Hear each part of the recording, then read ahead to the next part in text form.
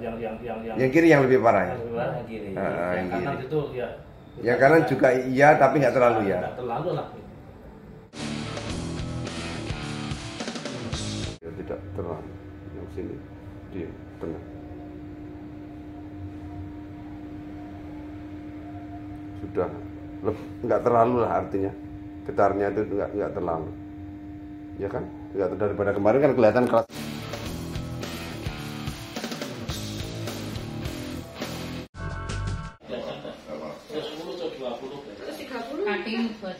Yang gemetar tangan kanan kiri. Kanan kiri. Sekarang kanan kiri. Dulunya Kiri.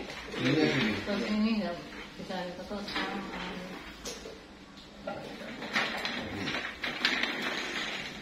Penyakitnya itu nanti nunggu usia. Ketika tambah kurang gerak awalnya, kemudian mulai muncul itu, mulai muncul yang tremor, yang gemetar. Jadi sebenarnya banyak teori salah tentang Parkinson. Bahkan bukan hanya di Indonesia, di dunia pun banyak teori salah tentang Parkinson. Perhatikan penyakitnya Muhammad Ali. Iya, Muhammad Ali. Muhammad Ali itu orang kaya, petinju kelas dunia, sudah kaya. Yang nangani dia profesor tingkat dunia. Tidak mari ya, Muhammad Ali sampai meninggal dia tidak sembuh. Malah komplikasi ya. Awal kalau lihat video awalnya Muhammad Ali itu, dia awalnya hanya tangan saja, dia masih begini. Awal-awal sakit dia begini, hanya begini saja. Lama-lama dia begini. Awalnya dia masih begini, masih jalan begini masih. Kelihatan kalau tahu mengetahui menyimak perkembangannya Muhammad Ali itu, dia awalnya hanya begini. Kakinya masih baik, masih begini saja. Kemudian ketika tambah parah dia begini. Makanya yang terjadi pada ibu itu sama. Ketika masih begini tangan saja, dia problem itu hanya sekitar tengkuk lengan saja. Ketika sudah semakin ke bawah, kaki kena. Artinya sebenarnya Parkinson itu dulu diduga faktor benturan kepala. Muhammad Ali karena petinju benturan kepala dianggap kerusakan di otak. Makanya dikira itu benturan trauma kepala, benturan kerusakan di otak gitu. Padahal itu salah. Makanya seperti orang-orang begini apa benturan kepala tidak ada. Bukan karena benturan kepala tiba-tiba kemudian mengalami Parkinson. Karena berdasarkan penelitian saya, teori tentang Parkinson itu salah. Makanya ketika dioperasi di kepala tambah kacau. Karena kalau operasi itu kepala Pak yang bedah kepala, pembedahan otak. Jadi berdasarkan penelitian saya, orang itu mengalami kombinasi awalnya darah tidak lancar. Ketika darah tidak lancar terjadi radang di tulang belakang. Seperti orang darah tidak lancar asam urat numpuk, dia bisa radang lutut. Radang lutut orang paham kali itu. Darah nggak lancar asam urat numpuk, nggak baca begitu. Kemudian darah kotor bisa anggap kemudian menjadi radang lutut. Kalau ini darah nggak lancar kemudian menimbulkan radang tulang belakang. Ya kalau tangannya itu nanti masih sekitar tengkuk. Radang tulang belakangnya sekitar tengkuk. Ditambah kram otot. Kalau dulu kanan atau kiri? Kiri. Kram otot pundak, lengan, bahu kiri. Itu kalau tangan. Awalnya tangan dulu sebelum kaki. Kaki dulu apa tangan dulu? Tangan. Nah, kemudian radang itu melebar ke bawah sampai tulang ekor kena ke bawah, semakin merembet ke bawah nanti kaki kena. Ibarat luka borok yang melebar. Luka yang melebar, jadi awalnya radang itu hanya sekitar tengkuk leher, kemudian merembet sampai ke tulang ekor itu. Nanti kena, maka kaki ikut kena. Makanya ketika penanganannya nggak benar, dia sampai merembet lukanya sampai ke radangnya melebar sampai ke tulang ekor, maka kena. Awalnya di atas, kemudian merembet sampai ke bawah. Itu sebenarnya mengalami spondylosis nanti dia mengalami spondylosis. Sesungguhnya Parkinson itu saraf kejepit kalau berdasarkan penelitian saya. Dia itu saraf kejepit.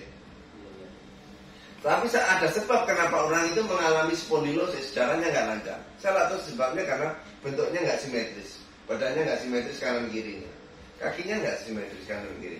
Kaki yang normal itu bentuknya begini Pak.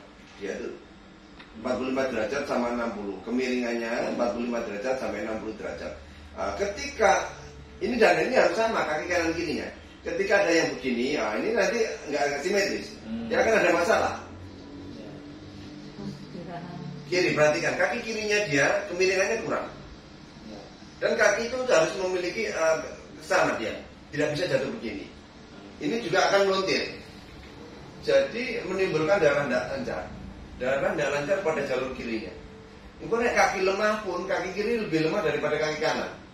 Nek dengkul gampang linu pun, dengkul kiri pun daripada kanan. Tumit gampang sakit pun, misalnya tumit kiri daripada kanan. Kesemutan kebas pun biasanya di kiri dulu, kemudian kanan. Kaki kiri lebih lemah daripada kanan. Udah ya, sebenarnya seperti itu. Kalau terjadi stroke pun di kiri dan bukan di kanan. Dulu katanya juga Stroke. gejala stroke. Ya sudah, itu satu rangkaian Pak sebenarnya. Penyakitnya satu rangkaian. Ketika darah tidak lancar di kiri, nanti kalau terjadi stroke pun di kiri. Kan darah tidak lancar, risiko mengalami sumbatan. Sumbatan kalau tangan masih di tangan kakinya lemah, tapi sudah di kepala dia akan mengalami stroke. Itu hanya menunggu jumlah darah kotornya semakin banyak, dia akan menyumbat kemana? Jadi logikanya begitu Pak. Jadi itu sebenarnya satu rangkaian penyakit itu. Dia risiko mengalami stroke pun stroke kiri. Wajah merah pun pada sisi kiri daripada kanan. Wajahnya merah misalkan kiri rata, kanan masih bisa gerak bacanya, karena begitu. Pipi kiri lebih tebal daripada pipi kanan. Karena begitu. Ya sudah, mari ini. Gimana nih? Ini banyak coba ceritakan dari awal Pak. Biar Bapak yang cerita, Pak. Biar ceritakan. Udah Bapak cerita awalnya sakit bagaimana nih Pak? Ini memang dulu itu pernah kecelakaan Pak. Kecelakaan. Dari kecelakaan dari sepeda. Dia bilangnya tidak ada hubungannya, ada bilang dokter. Dari dia tes sudah motor, kata dia di belakang dua itu dia tidak sadar. Pingsan. Kapan kejadian? Kapan? Sudah 2 tahun. 2 tahun yang terus dia baru tahun berikutnya baru terasa ini. Ya memang ada hubungannya. Terus memang dia kan kerjanya kan di kelurahan Pak. Kalau menurut saya memang dia itu agak apa istilahnya dulu itu tertekan sama kepalanya. Tertekan sama kepala maksudnya pekerjaan. Istilahnya itu Bapak Mikul ya Pak. Mikul harusnya kekuatan cuma 8 ton dimuati 12 ton begitu tadi. Beban pikiran. Iya, beban pikiran. Lanjut terus kemudian. Kemudian terus kecelakaan itu Pak. Kecelakaan terus lanjut. Setahun kemudian jarak kecelakaan sama muncul keluhan berapa lama? 1 tahun Pak. 1 tahun. Enggak ada hubungannya. Lanjut kemudian awalnya keluhannya apa? Awalnya keluhannya tangan gemetar. Tangan sebelah kiri. Ya sebelah kiri. Awalnya gini ya. Kiri ya. Lanjut kemudian yang kanan kena itu jarak berapa lama? Nah, ini baru kanan baru ya. Berarti jarak 2 tahun ya. Baru aja. Nah ya, maksudnya jarak 2 tahun dari yang sebelah kiri ya. Yang kanan ikut kena itu jarak 2 tahun. Oh gitu. Ibu duduk kuat nggak? Bantu duduk aja. Bantu duduk aja. Duduk ibu, kaki dulu, biar saya tahu. Biar saya tahu penyakitnya ibu. Lanjut sambil cerita. Nggak apa-apa ibu. Nggak apa-apa biar saya tahu kayak apa. Kadang kaku, kadang enggak. Oh gitu. Bicaranya coba tangannya begini kan yang ketat kawannya Pak. Oh ini. Oh ini. Oh ini. Oh gini. Yang kiri yang lebih parah ya. Yang kiri. Yang kanan itu ya. Yang kanan juga iya tapi nggak terlalu ya. Nggak terlalu lah. Lebih kiri ya. Kaki. Kakinya enggak. Kaki enggak gemetar. Enggak ya. Kadang-kadang apa? Kalau jalan gemetar nggak? Ya kadang-kadang gemetar. Kemas. Kalau cemas. Coba saya pengen tahu jalannya seperti. Jalan aja. Ibu juga jalan aja. Ibu jalan aja. Berat ya, fisiknya lemah ya. Ibu jalan supaya kelihatan. Ini bagus biasa. Laku aja. Oh, nggak punya. Ibu laki-laki. Terus saya tahu. Laki-laki. Oh, nyeret ya. Yang kiri nyeret ya. Kiri ya. Ini memang ada stroke juga. Itu ada. Nggak gemetar kaki kiri. Tapi terkadang gitu, terkadang enggak. Kalau olahraga enggak Pak. Enggak, ketika jalannya lancar dia keluarnya peredam. Betul. Saya tahu itu. Betul. Saya tahu itu. Itu penyebabnya jalannya kadang nyumbat kadang ngalir. Iya. Lanjut, ibu. Duduk. Ya saya tahu. Oh, itu nyeret. Kalau enggak gini kan saya nggak ngerti, Pak. Iya. Kalau enggak gini kan saya nggak ngerti bahwa jalannya kaki kiri lemah. Iya. Itu sebenarnya ada hubungannya. Jadi awalnya hanya Parkinson, kemudian belakangnya stroke-nya muncul. Iya, gitu. Jadi itu awalnya sebenarnya beliau mengalami darah lancar pada jalur kiri. Pada jalur kiri maka menimbulkan radang tulang belakang. Radang tulang belakang mana tergantung nyantol di mana dia darah kotor itu. Kalau nyantol di leher, tengkuk maka nanti tangan dulu yang kena. Nah, kalau nyantolnya di bawah dulu maka kaki dulu yang kena. Jadi begitu Pak. Kenapa sampai apa? Sampai kurus. Oh dulu gemuk berarti. Oh. Makan banyak. Ini kan dari Blitar. Ini kan dari Blitar toh. Di Malang. Oh. Saya periksa di Malang. Oh, periksa di Malang. Oh, tapi tinggalnya di Blitar. Iya. Oh, gitu. Ini Karena kan anak-anak di Malang. kita kacamata. Iya. Bentar. Ya, tak baca itu.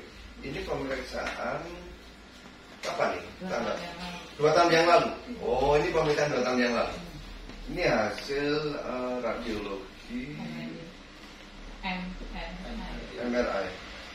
MRI kepala otak. Kesimpulannya lesi punktur multiple pada subcortical lobus sport belakang yang si corona dan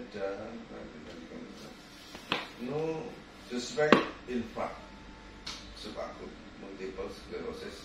Kalau ini yang mengarah pada stroke-nya, senile brain atrophy, ya, jadi ada kematian jaringan sel otak, tidak tampak space of proses intrakranial. Ya kalau ini tidak meriksa Parkinsonnya Pak. Kalau ini stroke-nya, jadi kalau karena yang di scan adalah yang di MRI adalah kepala, maka menemukan kelainan kepala. Makanya kalau ini sebenarnya dia butuh MRI tulang belakang. Jadi makanya penyakit ini nggak semua orang ngerti Pak. Makanya mana yang dibidik, mana yang diperiksa pun nggak semuanya benar-benar memahami. Makanya menggunakan pengobatan cara konvensional di rumah sakit itu banyak yang nggak sembuh. USG mungkin apik, sembarang kali ya. USG memang nggak cocok untuk pemeriksaan ini. Semua itu bagus. Makanya sebenarnya MRI tulang belakang Pak sebenarnya yang dibutuhkan. MRI tulang belakang. Makanya nggak semua orang benar-benar mengerti tentang penyakit ini sehingga agamanya Islam. Mudah-mudahan Allah memudahkan kesembuhan. Ini sakit. Sakit semua. Kalau nggak percaya bapak saya tekan nggak sakit. Sakit nggak? Sakit. Sakit. Saya sudah meluka ini. Sakit. Merembet. Sakit. Iya. Jadi masalah bukan di tulang, bukan di otak. Itu MRI-nya kan otak. Ini sakit? Nggak terlalu ya. Ada yang kena, ada yang enggak. Tapi kalau sakit, nggak ya. Lorong.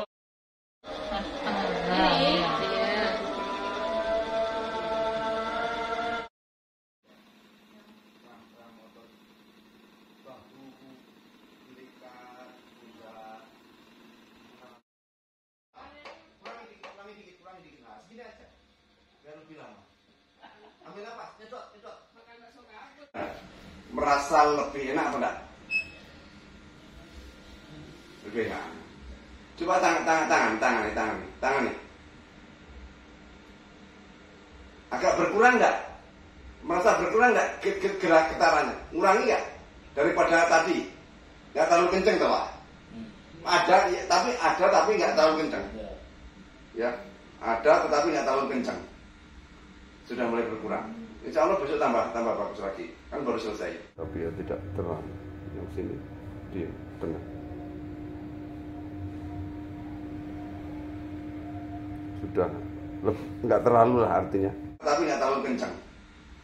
Sudah mulai berkurang. Insya Allah besok tambah bagus lagi. Kan baru selesai. Di badan lebih enak nggak? Kaki rasanya lebih ringan nggak? Kaki lebih ringan tapi kaki. Nah, insya Allah daripada tadi. Artinya kaki kiri kan lemah. Kita menguatkan kaki kirinya. Coba berdiri. Mari. Coba berdiri, coba. Masa buat jalan. buat jalan. Betul. Mau ibu jalan, lebih ringan nggak? Jalan aja. Jalan aja. Langkah biasa. Jalan aja dah. Ibu merasa. Buat jalan lebih cepat. Langkah biasa. Udah balik sini balik. Gimana Bu? Lebih enak buat jalan?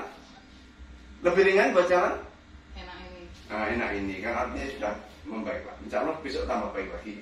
Ya besok tak ulangi lagi. Sudah cukup. Sudah. Maka sudah.